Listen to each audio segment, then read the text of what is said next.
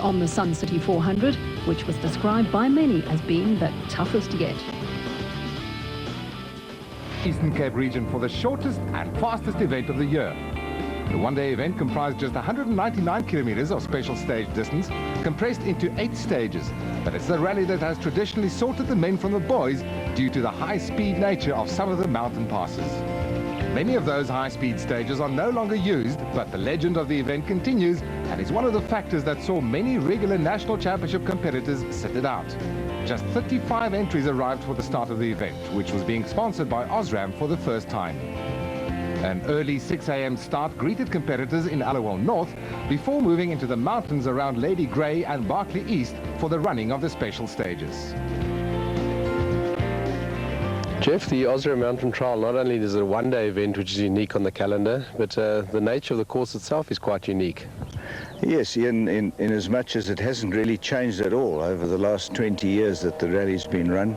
It's been run over the same route, well, not the same route, but the same roads have been used, and I've heard it said this year that unfortunately they're not in as good a condition as they have been in the past, but we'll see, a bit rougher than usual. Yeah, there seems to be a lack of maintenance in the area, which, as you say, with these high speeds, you want a nice smooth surface, don't you? I think so, yeah. The speeds, you know, they say the speeds are that high. There are some stages that they will do today where the speeds are, you know, sort of normal rallies, you know, lower than normal, but there are some very high speed stages as well. Last year we saw the Group N4 cars battling a bit at altitude with their restrictors and also with the braking. It won't be any different this time around, will it? I don't think they have any advantage really over the normally aspirated cars. They are heavier, they're more difficult to stop from high speed, and the four-wheel drive system that they have doesn't doesn't really offer an advantage, I think, today. So I expect our winner will come from one of the A8 cars. One of the top 3 A8 cars. We'll see a winner from there today.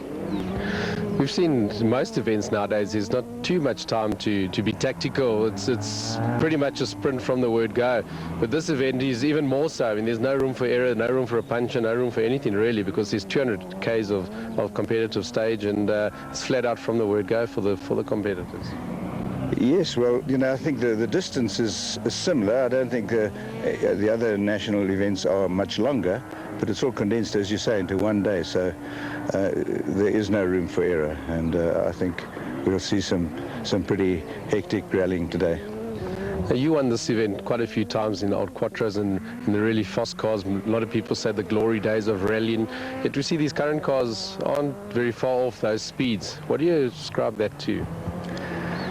I think tyre technology. The tyres are much better than they were in those days.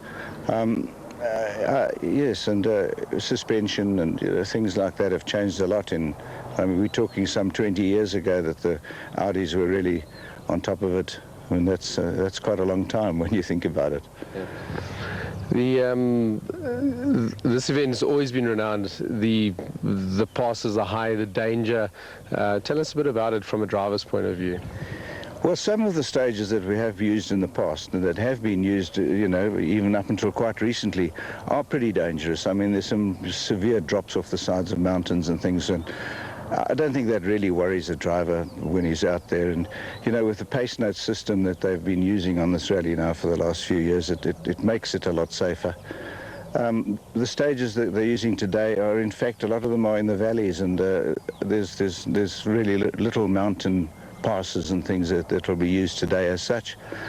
So the rally itself was a good cross-section of both, but in the recent years, for some reason or other, the route has been not shortened but condensed, I think, into a one-day event, and that's made it, they've used roads which are, I would say, described as less dangerous or less severe. So the myth of the mountain trial being one of the highest speed rallies and the most dangerous one on the calendar, I think doesn't exist anymore.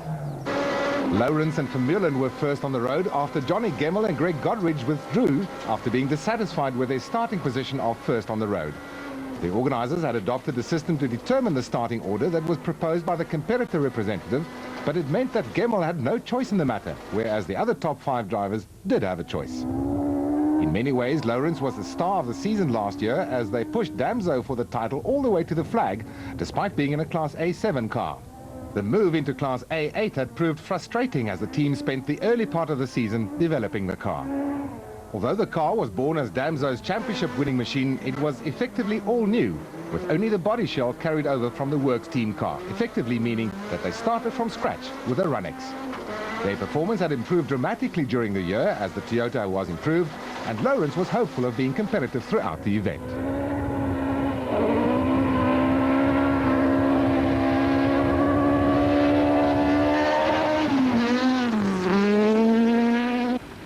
Berger had enjoyed a strong season so far in his pro-drive-built Bridgestone Impreza.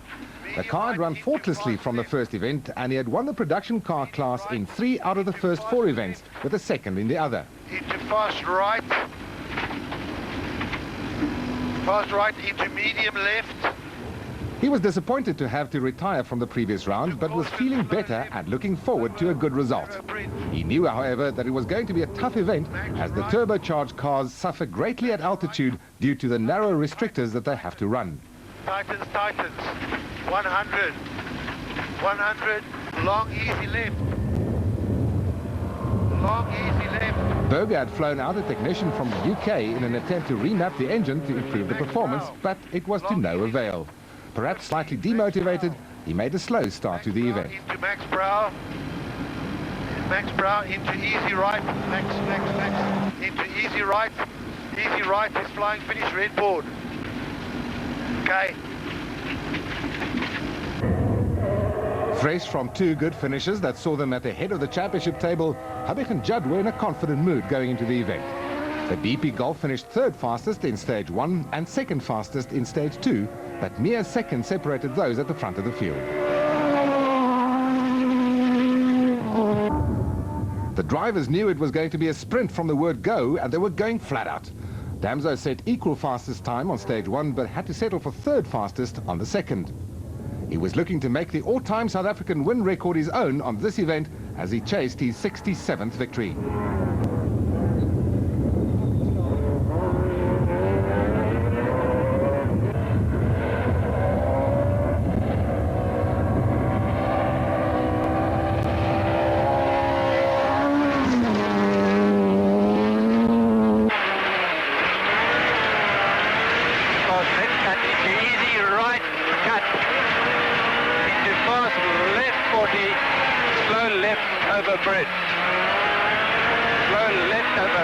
And fast right tightens uphill.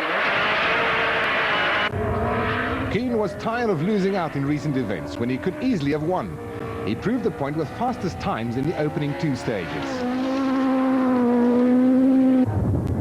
Lawrence's event was not going according to plan. The Toyota would not rev as it normally does, leaving it 1,000 revs down and sapping it of power. He was struggling to keep in touch in 4th position, already 2.5 minutes off the leader.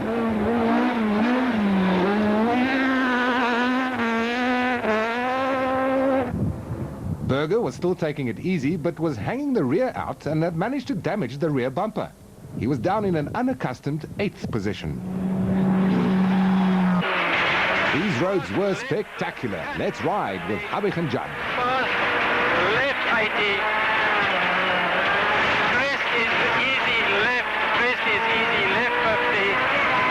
Right hand, easy left hand, fast left plus cut, 50, easy left hand. The Golf would finish 2nd fastest on stage 3 and fastest on stage 4, closing the gap to teammate Kuhn to just 4 seconds. Habig is always spectacular to watch, but unfortunately the mountain trial is a difficult event for spectators to access, leaving precious few fans out in the stages appreciating the action. Watch Habig use every inch of this road.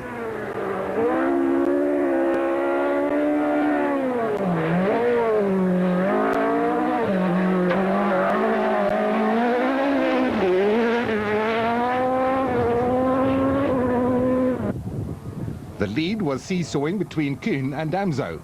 The latter went ahead after stage 3 after winning the stage, but he lost ground again in stage 4.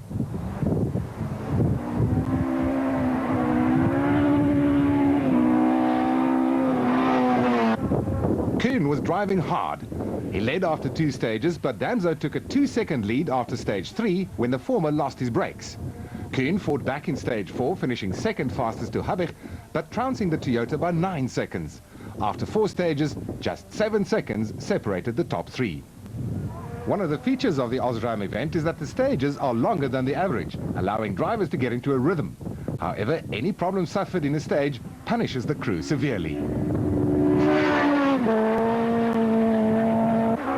The Class A7 battle was just as fierce as the one at the head of the field.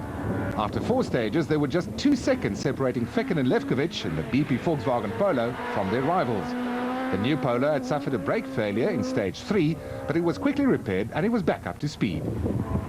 JP Damso and Frey were trading stage times with the Polo, and at the halfway mark, the two were almost level pegging. Due to both suffering trouble on the events contested so far, we have not yet seen a head-to-head battle for an entire rally. Nicholas Ryan and Brian Carriel had finished every event this year in their Bosel Subaru and were lying 6th in the overall championship and 2nd in the production car category. As with Berger, they were suffering from a lack of power at the altitude. Visser du Plessis and Thilo von Westerhagen suffered a puncture in their Metmeister Outsurance Subaru in stage 3, losing about 30 seconds. They then lost another 4 minutes in stage 4 to drop them out of contention.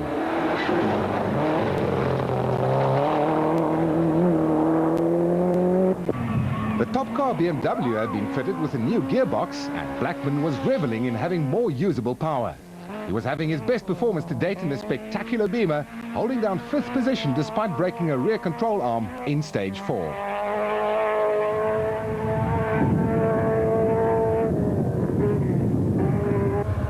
Wilken and Houghton started the event off rather cautiously to slip behind rivals Visagie and Swan, but they picked up the pace on stage 4 to move into the lead of the class.